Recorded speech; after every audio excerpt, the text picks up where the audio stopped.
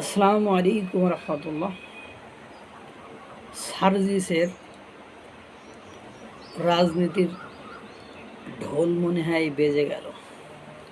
অর্থাৎ সার্জিস আলমের দিকে এনসিপির পদত্যাগপ্রাপ্ত নেতা একেবারে প্রশ্ন তুলে পদত্যাগ করলেন। অর্থাৎ আওয়ামী লীগের এই যে মিছিল বাইর হচ্ছে, এই মিছিলের পেছনে উত্তরবঙ্গের দুইজন নেতার কথা তিনি উল্লেখ করেছেন। সেই দুইজন নেতার ভেতরে তিনি বলেছেন, একজন জুলাই আন্দোলনের মহানায়ক, তিনি জুলাই আন্দোলনে নিজেকে মহানায়ক মনে করেন এবং উত্তর অঞ্চলে তিনি গুরুত্বপূর্ণ ভূমিকায় পালন করেন এবং তিনি বিভিন্ন জায়গা থেকে চাঁদাবাজি টাকা তুলে বিভিন্ন আওয়ামী লীগের লোকের কাছ থেকে টাকা পয়সা নিয়ে তারপরে আবার ঈদের সময় ঈদ শপিং করে প্যাকেটে প্যাকেটে করে দিয়েছেন। সব কিছু মিলায় দেখা গেল যে এই ধরনের কর্মকাণ্ডগুলো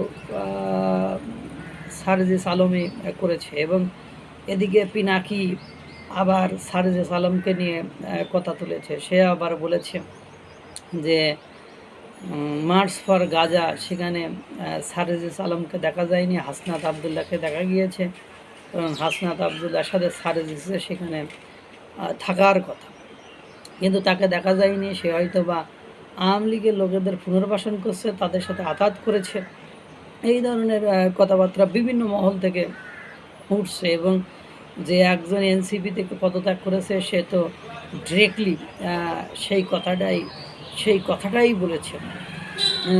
এখন ঘটনা দেখা গেল যে সবাই মিলে তারপরে দেখেন হাসনাত আবদুল্লাহ সেনা প্রধানকে নিয়ে যে বিষাদাগার করেছিলেন বা যে স্ট্যাটাস দিয়েছিলেন বা যে খেলাটা খেলতে চেয়েছিলেন, সেই খেলাটার হাসনাত আবদুল্লাহর প্রকাশ্য বিরোধিতা করে সার্জিস আলম। সেই সার্জিস আলমের বা এর পর থেকে তার দলের অবস্থান বা মিডিয়া পড়ায় বা মিডিয়াতে তাকে কোনোভাবে কিন্তু দেখা যাচ্ছে।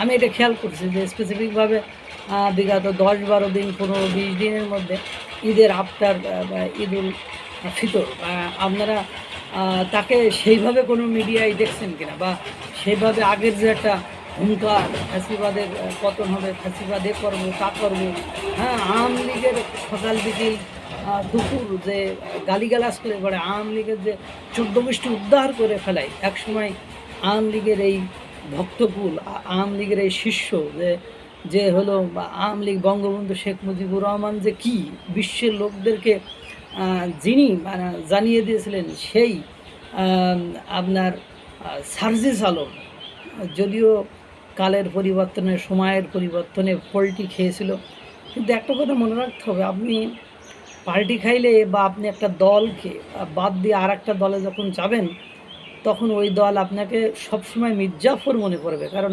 পৃথিবীর ইতিহাসে এটাই দেখা গিয়েছে।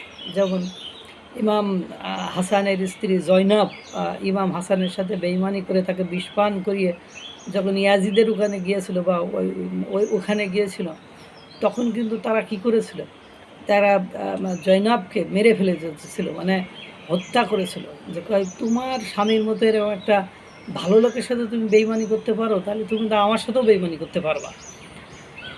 এই যে অবস্থা। তারপরে মির্জাফরের অবস্থা দেখেন, যে মির্জাফর আপনার বেইমানি করে ক্ষমতায় গেল, সেই মির্জাফরের সাথে কিন্তু আপনার ব্রিটিশরাও বেইমানি করল। তারপরে আপনি পাকিস্তানে বসবাসরত বাংলাদেশের 30 লক্ষ লোকের কথা ভাবেন, তাদেরকে আজও পর্যন্ত পাকিস্তান আপনার নাগরিকত্ব দেয়নি, তাদের কোনো সুযোগ সুবিধা পাকিস্তান দেয় না।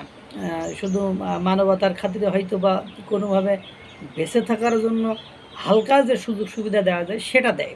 তাদেরকে মির্জাফর বলে গালিগালাজ করে থাকে, যে মির্জাফর যারা তাদের স্বদেশের সাথে বেইমানি করেছে, সেই মির্জাফর।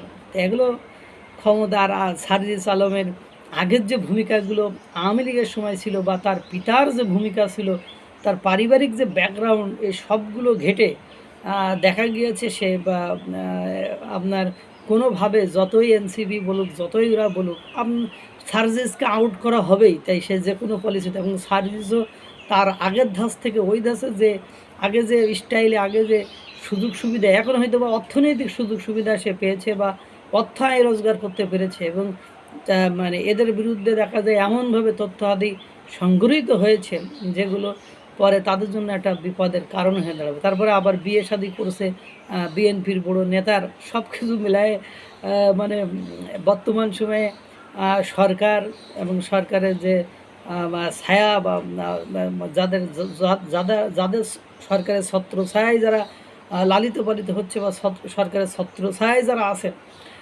তাদের আপনার ক্ষেত্রে আপনি একটু খেয়াল করে দেখেন যে সেই ক্ষেত্রে আপনার সার্জিসকে তারা গ্রহণ করতে পারবে বলে না। তাদের যে মেন্টালিটি, তাদের যে মানসিকতা, ওই মানসিকতা থেকে সার্জিস আলম অনেক দূরে। সে আগে করতো আওয়ামী লীগ, ছাত্রলীগ, তারপরে আবার মানে বিয়ে করেছে বিএনপির নেতার মেয়ে।